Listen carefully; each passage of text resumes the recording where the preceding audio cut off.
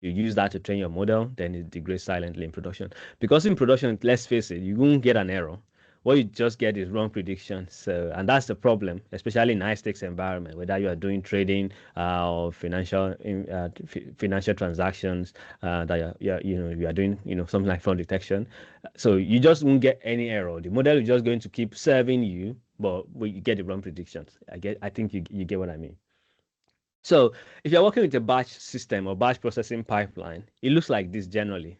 The first time by, let's say, midnight, your batch job is going to run, features are going to be fresh, and then new transaction is going to arrive by 1 minute after.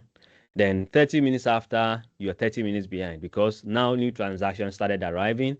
The features are already stale. Yeah. 30 minutes after, you are behind 30 minutes on reality. Then 59 minutes later, you are 1 hour behind. Now, at this point, your model is no longer performing optimally. It's now guessing because now you don't have the right features in production.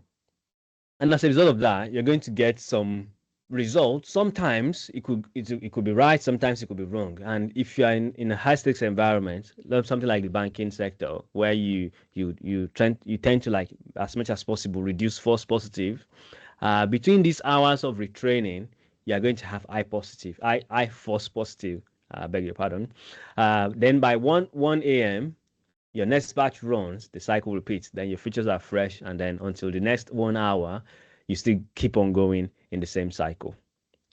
So essentially, your event comes in through something like S3 or some IoT devices or your channels in the bank or wherever it is. It goes into your Spark SQL. You compute this because this is now still in seconds because the data comes in, you compute by this time, and then by this time is already late. So your features table is going to keep getting still, and of course your model server is always active because it's an alt pass. Yeah.